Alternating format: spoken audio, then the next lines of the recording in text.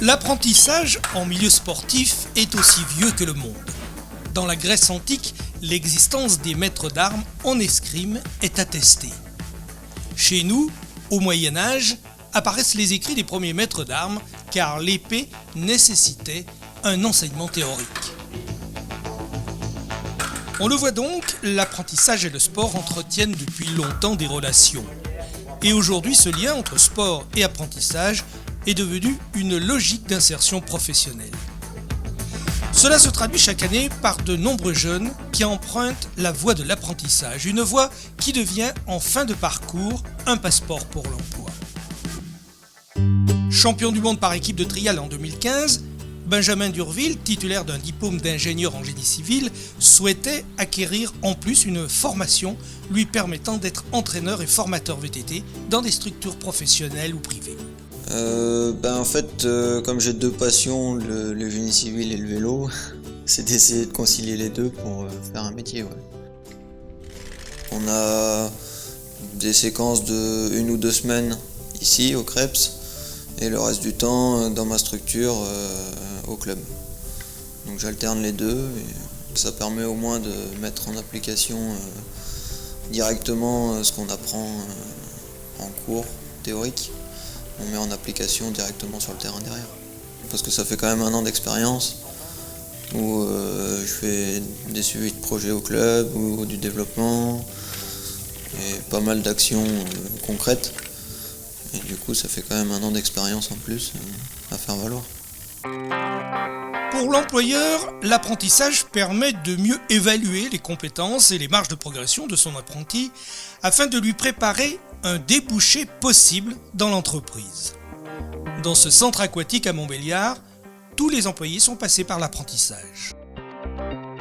La période d'apprentissage correspond aussi à une période d'incubation, ou on l'appelle comme on veut, de culture d'entreprise.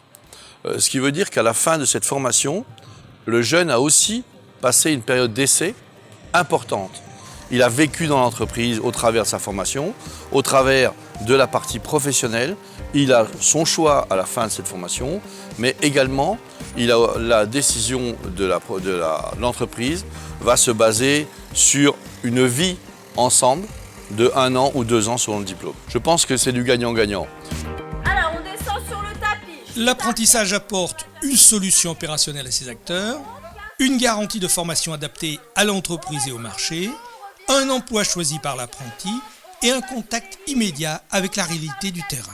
Il y a plein de masters, de choses très théoriques qui nous forment pas du tout sur le terrain et on arrive et forcément les employeurs, ouais, vous n'avez pas d'expérience. Avec un apprentissage, c'est pas du tout la même parce qu'on a passé des heures et des heures sur le terrain, donc on est déjà formé et on n'est pas surpris quand on arrive, on sait ce qui nous attend et à la limite, voilà, c'est oui, je veux faire ça ou non, ça me convient pas du tout, mais au moins on est fixé et on sait à quoi on va être confronté tous les jours et les employeurs savent qu'on est formé et qu'on a fait du terrain et qu'on est pris.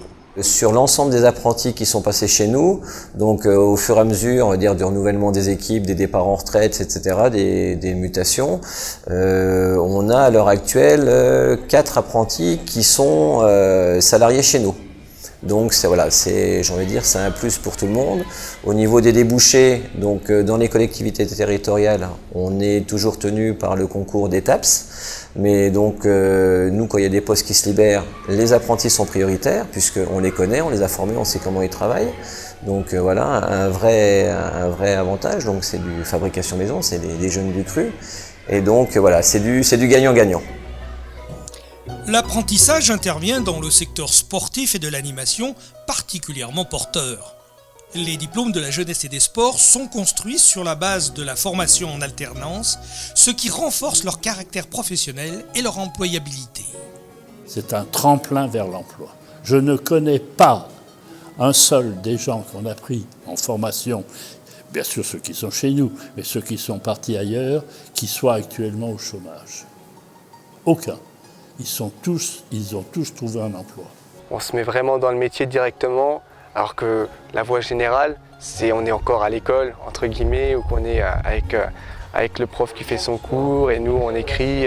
Mais là on est vraiment en action, on est vraiment dans le métier, donc c'est ça qui est vraiment une bonne chose dans l'apprentissage. On est vraiment mis en action directement. Alors l'apprentissage en Bourgogne-Franche-Comté, comment ça marche pour le CREPS et le CFA du sport? D'abord, la taxe d'apprentissage est le seul prélèvement obligatoire dont vous pouvez choisir le bénéficiaire habilité.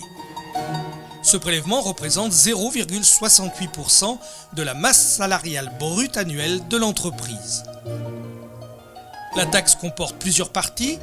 51% du versement reviennent à la région. Le solde est partagé entre le quota réservé au CFA à hauteur de 26% et le barème destiné aux écoles habilitées telles que le CREPS à hauteur de 23%. En devenant unité de formation d'apprentis du CFA du sport, le CREPS occupe donc toute sa place dans l'une des voies les plus sûres en termes d'insertion professionnelle. Bien, l'apprentissage, c'est une voie absolument d'excellence pour la formation parce qu'il y a le mélange entre pratique et théorie, parce qu'il y a aussi une assurance de rémunération. Et puis, en termes d'insertion, c'est une garantie extrêmement importante pour un premier emploi. Donc, l'apprentissage, nous devons le développer partout, dans tous les métiers. Et il concerne tous les métiers, y compris ceux du sport. On ne pense pas forcément à l'apprentissage quand on parle des métiers du sport. Donc, c'est pour cela que la région soutient et soutiendra toujours de façon extrêmement équilibrée tous les acteurs qui interviennent dans ces métiers, à commencer par le CFA du sport. L'apprentissage est donc un mode de formation, une valeur ajoutée qui permet de trouver un emploi durable en fin de formation dans de nombreux métiers orientés vers le sport. L'engagement des entreprises renforce la réussite professionnelle des jeunes apprentis. Elle assure la qualité de l'encadrement sportif et de l'animation.